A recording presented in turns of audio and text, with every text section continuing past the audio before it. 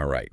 We're diving deep today, folks, into the world of digital detox. And I mean, really getting into it, figuring out why it's such a big deal now and what you can actually do about it. Okay. We've got an awesome guide for this journey.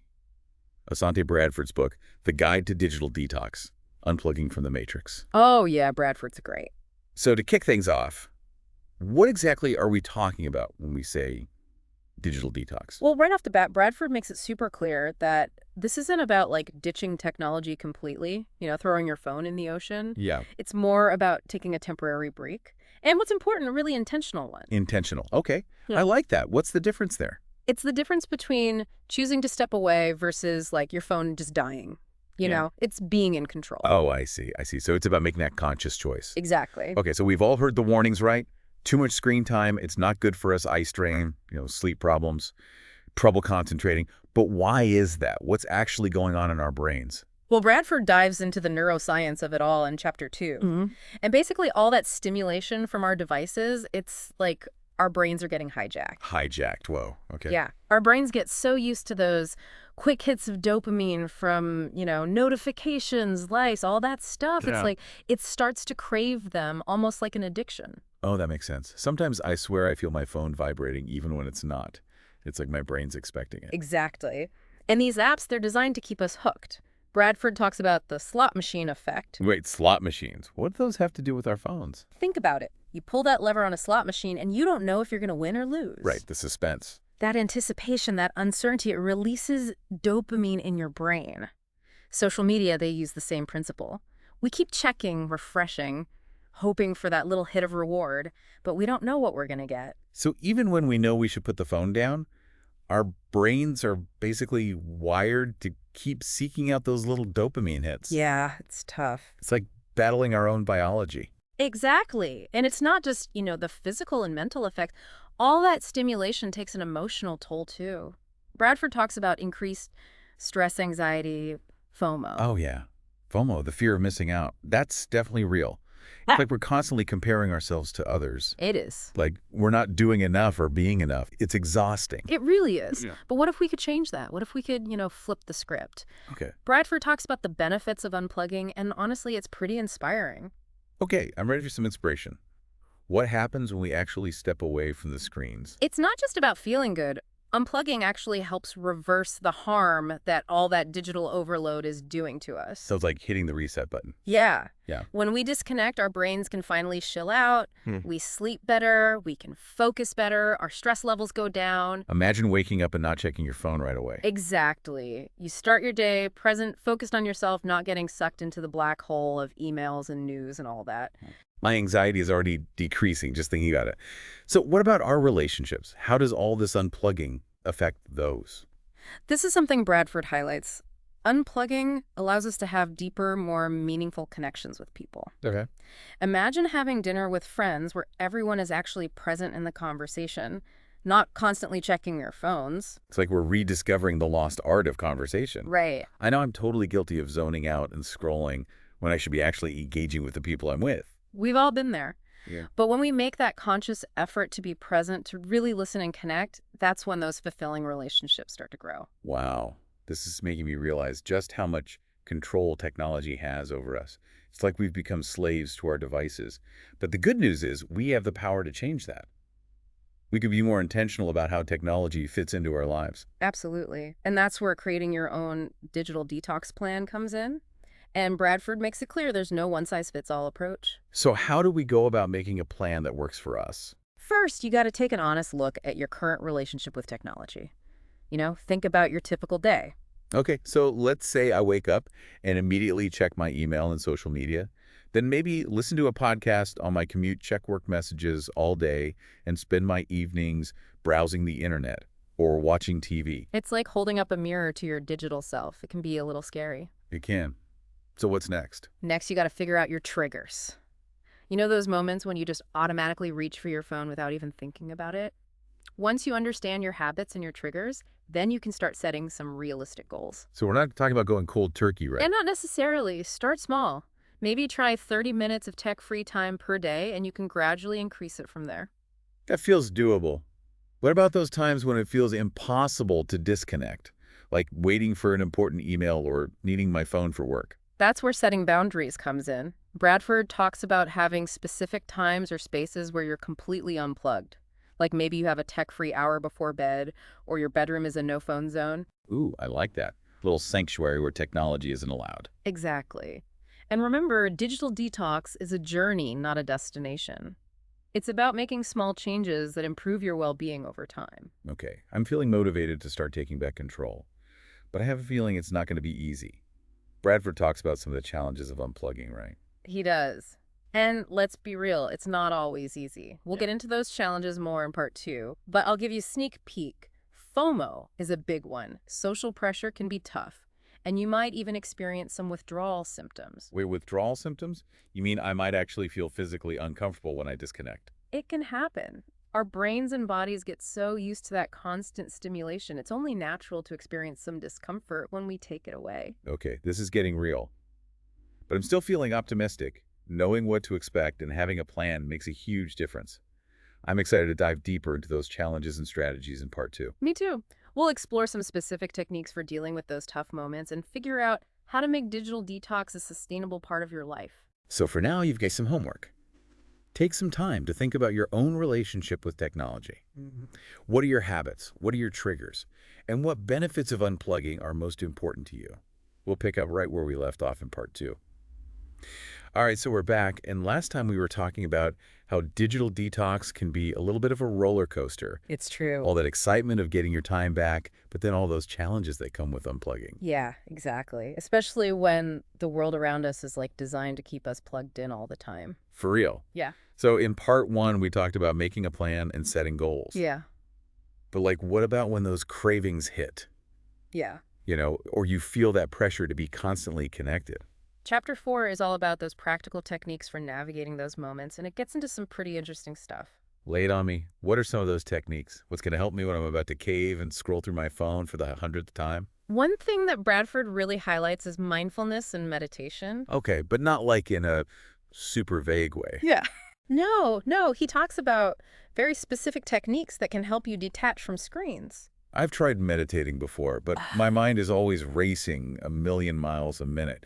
How can I actually be mindful when I'm constantly bombarded with thoughts and distractions? Well, Bradford talks about something called breath awareness meditation, and it's actually quite simple. Okay. You sit comfortably, close your eyes, and just focus on your breath. Wait, that's it. Just breathing. Yeah. How does that help with digital detox? It's about training your attention. Every time your mind wanders back to your phone or that email you need to send or whatever, you gently guide it back to your breath. It's like building a muscle, You're strengthening your ability to focus and resist those distractions. So it's not about stopping the thoughts completely. Mm. It's more about noticing them and redirecting your focus. Yeah. Okay, I can see that. What about other techniques that work in a similar way?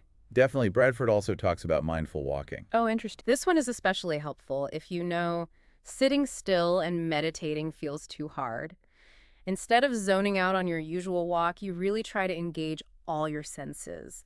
The feel of the ground beneath your feet, the sounds of the birds, the sights of the trees. It's like you're waking up to the world around you. And retraining your brain to find pleasure in the real world instead of online. Exactly. Okay, I could use some of that. And chapter 4 goes beyond meditation techniques. It also talks about consciously filling that void left by technology with fulfilling offline activities. Okay, but what does that actually look like? What are some examples of those fulfilling activities? Think about what brings you joy outside of the digital world. Could be anything, creative pursuits like painting, writing, playing music, gardening, spending time in nature, reading a good book, cooking a delicious meal, or just having a deep conversation with a friend.